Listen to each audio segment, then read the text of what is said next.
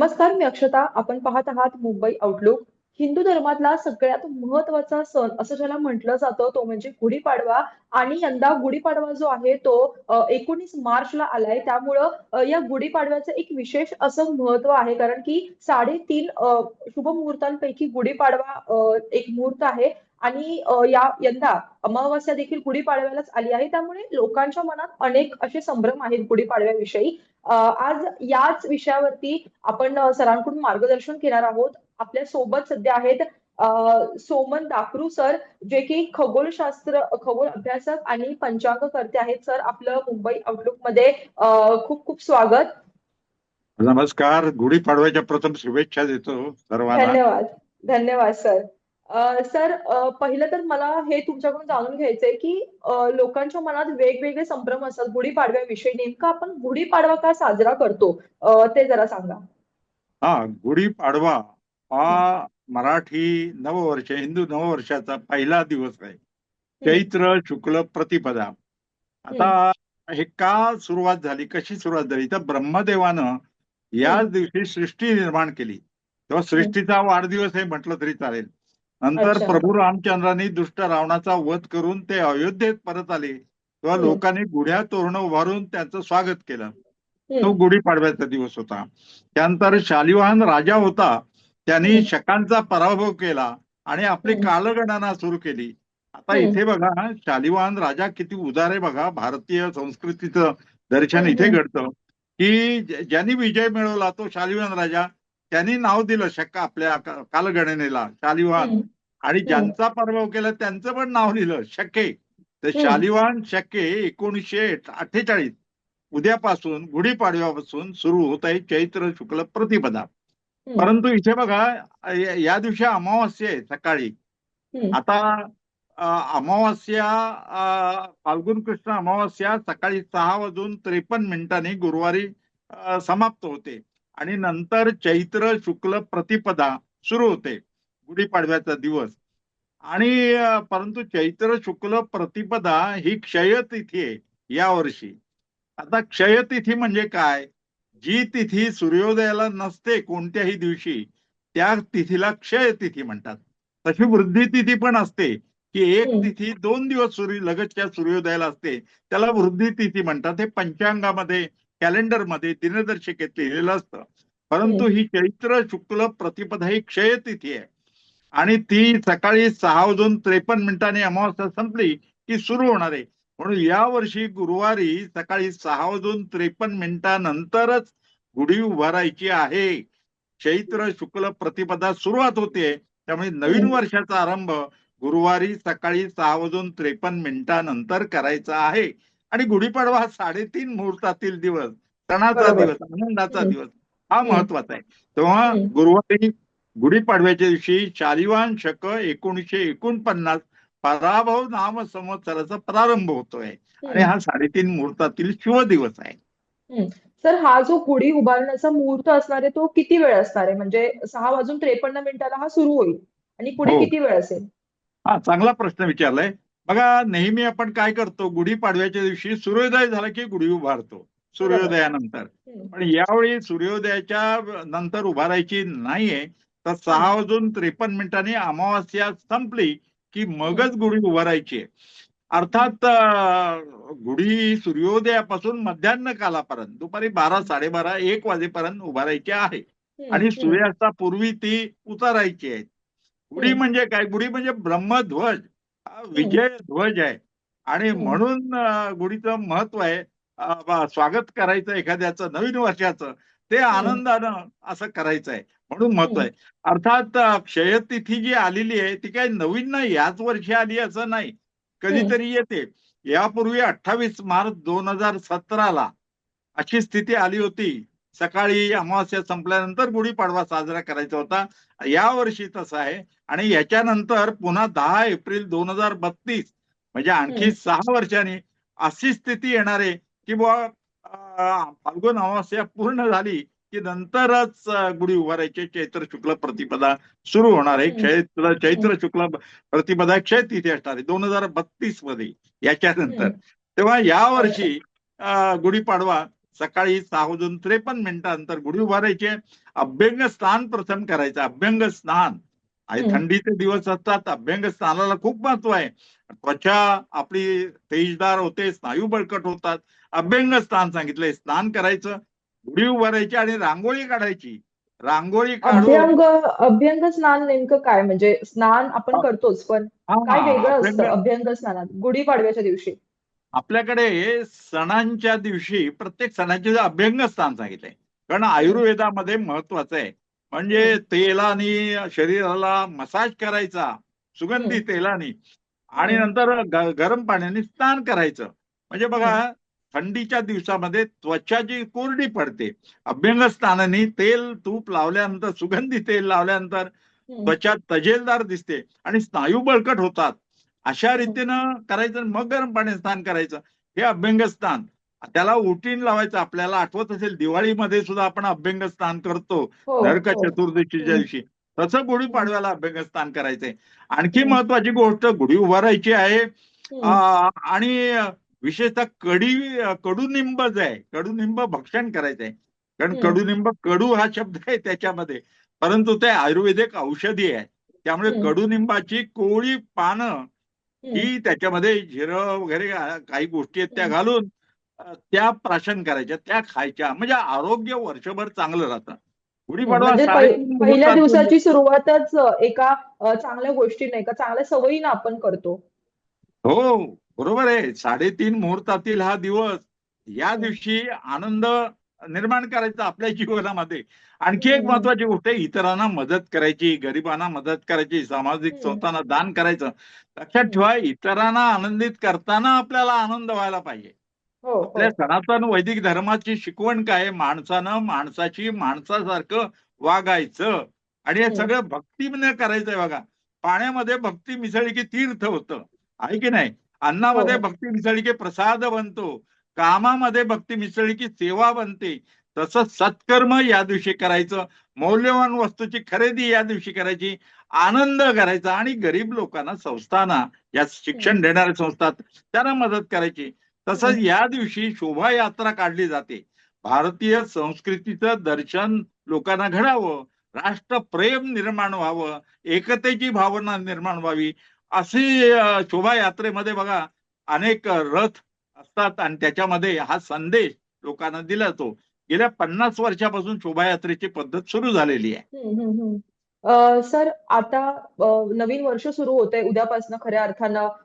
तर माझा पुढचा असा प्रश्न होता की नव्या वर्षामध्ये ज्या राशी आहेत, 12 राशी, अगदी मेष पासून ते मीन राशीपर्यंत, यांच्यासाठी, या राशींसाठी पुढचे 365 दिवस, पुढचं एक वर्ष कसं असणार आहे? त्या हा. संदर्भात. हा, प्रत्येकाला कुतूहल असतं की नाही? हो, मग हो, आपलं हो. वर्ष चांगलं जावं असं वाटतं की नाही? मी असं हं. म्हणेन, जो नीतीनं वागेल, जो हं. नियमानं वागेल, जो सत्यानं वागेल आणि जो हं. दुष्ट प्रवृत्तीच्या विरुद्ध लढेल, हं. त्याला हे वर्ष चांगलं आहे. जो काम करील चांगलं, त्याला हे वर्ष हं. चांगलं जाणार आहे हं. की नाही? हं. हं. आणि जो वाईट हं. कर्म करेल, अनतीनं वागेल, भ्रष्टाचार करेल, हं. असत्यानं वागेल, दुष्ट प्रवृत्तीने वागेल, त्याला हे वर्ष वाईट जाणार आहे. हं. हं. तेव्हा हं. सर्वांनी सत्प्रवृत्तीनं वागावं, राष्ट्रप्रेम हं. निर्माण. बघा, या संवत्सराचं नाव पराभव नाव संवत्सर आहे. तर हं. पराभव कोणता? आपला पराभव नाही. तर जो अनितीनं वागतो, जो हं. भ्रष्टाचारी वागतो, जो हं. असत्यानं वागतो, दुष्ट प्रवृत्तीने वागतो, जो हं. आळशी आहे, त्याला हं. त्याचा पराभव होणार आहे. तेव्हा आपण हं. गुढीपाडव्याच्या दिवसातून शुभ काम करायचं, चांगलं काम करायचं, सद्विचार करायचे, दुःख चिंता विसरायची. आणि आपल्याला हं. आनंद पाहिजे असेल ना वर्षभर, तर हं. इतरांच्या जीवनामध्ये आनंद निर्माण करायचा. असं जर हं. केलं ना, तर प्रत्येक राशीला हे नवीन वर्ष शुभ वर्ष आहे. हं.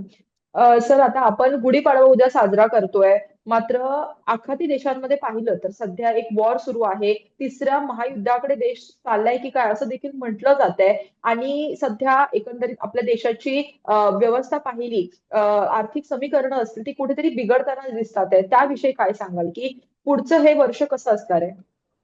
हा, नवीन वर्ष चांगलं आहे, उत्तम आहे. हं. विशेषतः महत्वाचे आहे. म्हणजे हं. वर्षफल जे दिलेलं आहे पंचांगामध्ये, हं. त्याच्यामध्ये सुद्धा दिलेलं आहे की खरीपाची पिकं चांगली येतील. हम्म. हम्म. पाण्याचा नीट जपून वापर करा, असं हम्म. वर्षफलामध्ये लिहिलेलं आहे. आपल्याकडे हम्म. पंचांग आहे. पंचांग म्हणजे हम्म. काय, तर तिथी, वार, नक्षत्र, योग आणि करण हे हम्म. 5 अंग त्याच्यात असतात. कालमापन, हम्म. कालगणना हे पंचांग आहे. आता ते कॅलेंडर मध्ये पण असतं. तर हम्म. मला मुद्दाम सांगायचंय, पंचांगाची सुरुवात साधारण 3500 वर्षांपूर्वी झाली हम्म. पंचांगाची. आणि हे विशेष आहे की पूर्वी म्हणजे आपल्याकडे इतिहास जर बघितला पंचांगाचा, तर वैदिक कालापासून म्हणजे 3500 वर्षापासून पंचांग वापरात आहे. आणि बघा, आपल्याकडे सण उत्सव असतात की नाही वर्षभर, ते हम्म. कशासाठी असतात असा प्रश्न मनात येणं साहजिकच आहे. हे सण कशाला हम्म. असतात, तर हम्म. महत्वाची गोष्ट म्हणजे सण हे शरीराचं आरोग्य चांगलं राखण्यासाठी असतात आणि मनाचं आरोग्य चांगलं राखण्यासाठी असतात. हम्म. आहे की नाही? हम्म. प्रत्येकाला वाटतं की नाही शरीराचं हो. आरोग्य चांगलं राहावं, मनाचं. आता इथे बघा, शरीराचं आरोग्य कशावर अवलंबून असतं? आहारावरती अवलंबून असतं. ऋतूप्रमाणे आहार घेतला की शरीराचं आरोग्य चांगलं राहतं. तर हम्म. ऋतू हम्म. हे सूर्यावर अवलंबून आहेत आणि हम्म. सण हे चंद्रावर अवलंबून आहेत. म्हणून हम्म. आपल्या पंचांगामध्ये, कालमापनामध्ये चांद्र सौर पद्धतीचा मेळ घातलेला आहे.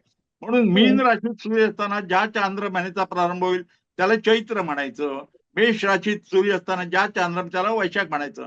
कधी कधी एका राशीत सूर्य असताना 2 चांद्र महिन्याचा प्रारंभ होतो किंवा हम्म. पहिला अधिक महिना येतो. या नवीन पंचांगामध्ये गुढीपाडव्यापासून सुरू होणाऱ्या ज्येष्ठ अधिक महिना आहे. तेव्हा ज्येष्ठ अधिक महिना आहे, 33 अनर्थ देतात ना जावयाला, हम्म. हम्म. जावया हम्म. विंचू समान, तशी हम्म. जावयाला आनंदाची बातमी. हम्म. हम्म. हम्म. 33 अनर्थ मिळणार आहेत. हा ज्येष्ठ महिना अधिक आहे.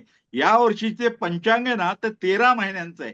कारण हम्म. अधिक ज्येष्ठ आणि नंतर निज ज्येष्ठ येणार आहे.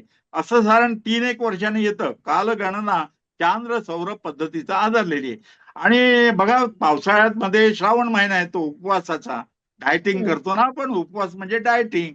तो पावसाळ्यात येतो. ऋतूवरती आधारित आहे. आरोग्य चांगलं राहतं. आपण उपोषण केलं, उपवास केला तर पावसाळ्यामध्ये, कारण हालचाल कमी होते शरीराची आणि आपल्याला अपचन होऊ नये म्हणून उपवास करावा हे सांगितलंय. मग पुण्य मिळेल सांगितलंय. पुण्य मिळेल या हम्म. आशेनं तरी माणसं उपवास करतील. हम्म. आणि हम्म. दिवाळी सारखा सण हा थंडीमध्ये येतो, कारण तेल तुपाची शरीराला आवश्यकता असते. शरीराचं आरोग्य या सणाच्या आहारामुळे आरोग्य चांगलं राहतं आणि मनाचं आरोग्य उत्सवामुळे राहतं. उत्सव, जत्रा असते गावी, यात्रा असते किंवा आता हा चैत्र गुढीपाडव्याचा उत्सव, उत्सवांचं एक शोभायात्रेत सहभागी महत्व झाल्यानंतर आनंद आहे. मिळतो. हम्म. हम्म. मनाचं आरोग्य, दुःख हम्म. चिंता विसरायला लावतो. ते मनाचं आरोग्य चांगलं राहतं. हे म्हणून हे सण आरोग्य शरीराचं आणि हम्म. उत्सव हे मनाचं आरोग्य चांगलं राखण्यासाठी असतात. हम्म. म्हणून सण उत्सव आणि आता भारतापुरते राहिलेले नाहीत बरं का, ते आता हो. ग्लोबल झालेले आहेत. कारण जिथे हो. जिथे भारतचा माणूस गेलाय तिथे तो दिवाळी साजरी करतो, तिथे तो हम्म. गुढीपाडवा साजरा करतो. हम्म. आणि हे इतर देशांमध्ये एक उत्सुकता निर्माण झाले. हेच हम्म. भारतीय संस्कृतीचं वैशिष्ट्य आहे. कारण हम्म. भारतीय संस्कृती आपली जी रचना आहे ना, ती त्यागामध्ये, हम्म. भोगामध्ये नाहीये. हम्म. आपलं जीवन त्यागामध्ये, सर, इतरांना मदत करावी हे. तुम्ही तसं म्हटलात की एकंदरीत पिकांसाठी, शेतीसाठी हे वर्ष महत्वाचं असणार आहे, चांगलं असणार आहे. मात्र आता जे आखाती देशांचं युद्ध सध्या सुरू आहे, एकंदरीत भारतातल्या शेतकऱ्यांचा माल हा एक्सपोर्ट होत नाहीये. अशी सगळी परिस्थिती असताना पुढे काय परिस्थिती राहील हे आपल्याला कळू शकतं का? आता पराभव, दुष्ट प्रवृत्तींचा पराभव होणार आहे. आणि हम्म. सुष्ट प्रवृत्ती, जे सन्मार्गाने जातात, जे नीतीनं जातात, जो देश नीतीनं चालतो, जो हम्म. देश सन्मार्गाने चालतो, जो जगात शांतीचं इच्छा व्यक्त करतो, त्या दृष्टीने कृती करतो, त्यांचा विजय होणार आहे. आणि जे दुष्ट हम्म. प्रवृत्ती आहे त्यांचा नाश होणार आहे, असं हम्म. पंचांगातील ह्या भविष्यामध्ये लिहिलेलं आहे. जो सन्मार्गाने चालणार आहे, जो राष्ट्रप्रेमी आहे, जो ताकदवान आहे. आणि महत्वाची गोष्ट हेच आहे की हम्म. आपण सत्कृत्य करणं हम्म. हेच विजयाची खूण आहे महत्वाची. म्हणून गुढी उभारायची आनंदाने. एकंदरीत सर, भारतात काय चित्र वाटतंय की पुढचं या युद्धामुळे पुढचे भारताचे 1-2 वर्ष कसे असतील? तुम्ही मला सांगा, पूर्वी भारतात काय, आता पूर्वीच्या काळ जर विज्ञानामध्ये किती प्रगती, आता एआयचं युग आहे, हम्म. आर्टिफिशियल इंटेलिजन्सचं युग आहे, बौद्धिक कृत्रिम बुद्धिमत्तेचे युग आहे. आता बरोबर. पूर्वी भारताची अंतराळ संशोधन संस्था जी आहे इस्रो, तिने हम्म. बघितलं आर्यभट्ट या एका उपग्रहापासून सुरुवात केली आणि आज हम्म. या वर्षी गगनयान पाठवणार आहे. हम्म. म्हणजे भारतीय अंतराळवीर अंतराळात जाणार आहे आणि व्योममित्रा नावाचे रोबोट एक त्यांच्या बरोबर पाठवणार आहे. मला हम्म, वाटतं चंद्राच्या दक्षिण ध्रुव प्रदेशात यान उतरवणारा भारत हा जगातील पहिला देश ठरलेला आहे. तेव्हा हम्म, वैज्ञानिक दृष्टिकोन निर्माण करायला पाहिजे.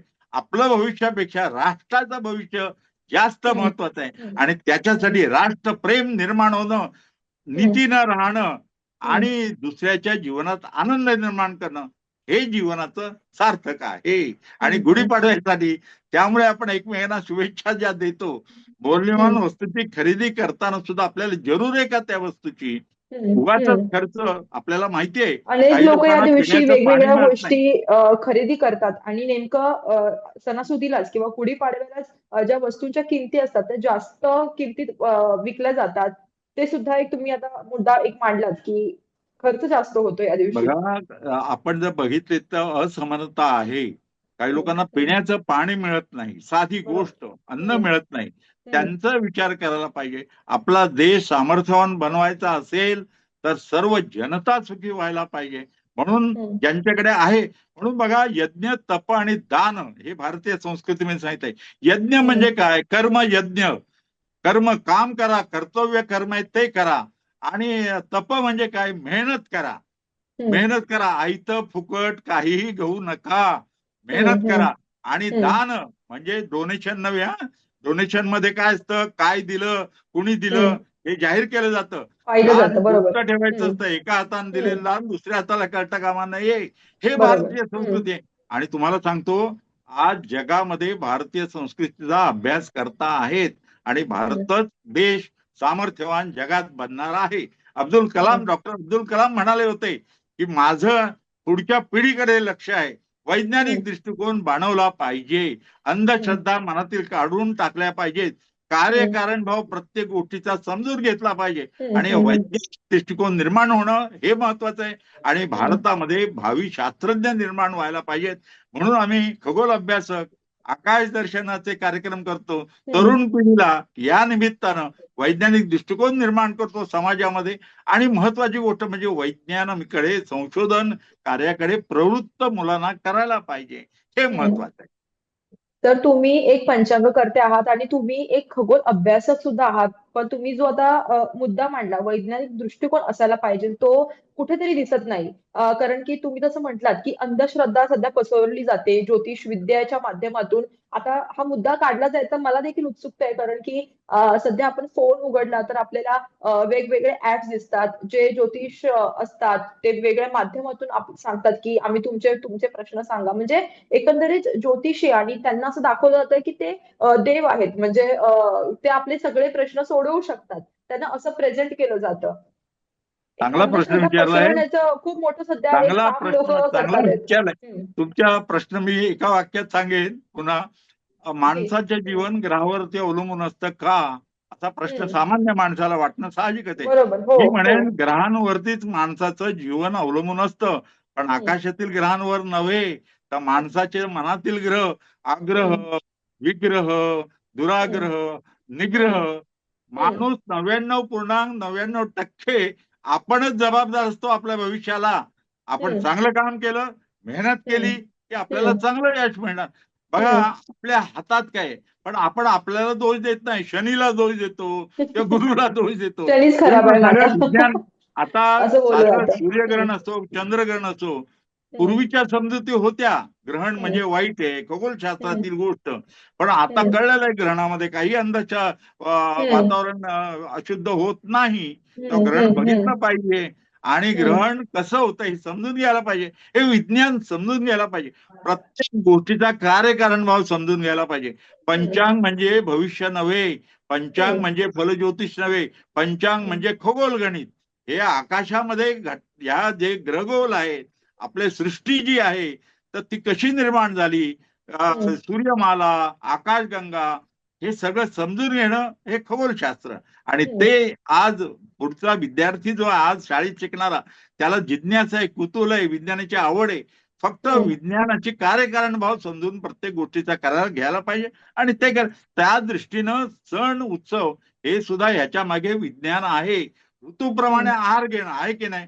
आता हम्म. उपवास म्हणजे डायटिंग. डायटिंग करतो की बरोबर. नाही, वजन हो, कमी हो. करण्यासाठी. दुसरं आपलं नाव. हा, ते हम्म, आधुनिक शब्दामध्ये समजून घ्यायला पाहिजे. हम्म, उत्सव हा आनंदासाठी असतो. फक्त महत्वाची गोष्ट सामाजिक भान ठेवायला पाहिजे.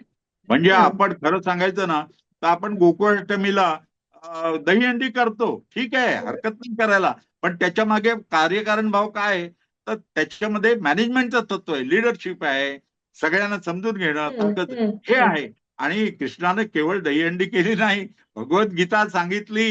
आज हम्म, भगवद्गीता हे महत्वाचं आहे. आज जग अभ्यास करत आहे भगवद्गीता. या हम्म, ग्रंथाचा अभ्यास करायला पाहिजे. माणसानं माणसाशी आणि निसर्गाची माणसाप्रमाणे वागलं पाहिजे. हे तत्व या गुढीपाडव्याच्या निमित्ताने आपण अंगीकारूया. आपलं जीवन सुखी करूया आणि इतरांच्या जीवनात सुख निर्माण करूया. हम्म. तेच जीवनाचं खरं सूत्र आहे. तर धन्यवाद. खरं तर आपण एवढी चर्चा केलीत, आपण एवढा वेळ दिलात आज मुंबई आउटलुकला. ज्योतिषशास्त्र हे एक शास्त्र आहे आणि त्याला शास्त्र म्हणूनच पाहिलं पाहिजे. त्याच्यात देखील खगोलशास्त्र एक महत्वाचा भाग आहे, जसं की तुम्ही समजावून आम्हाला सांगितलं. आणि सगळ्यात महत्वाचं, आता जे बघत असतील हा व्हिडिओ त्यांच्या मनातून हा संभ्रम नक्कीच दूर होईल की अमावस्याचं जे सावट एकंदरीत लोकांना वाटत होतं की ते गुढीपाडव्याच्या दिवशी आहे, ते देखील लोकांच्या मनातून कुठेतरी ती भीती आता कमी होईल असं एक चित्र सध्या लोकांच्या मनात निर्माण झालं असेल आपल्यामुळे. सर, धन्यवाद सर.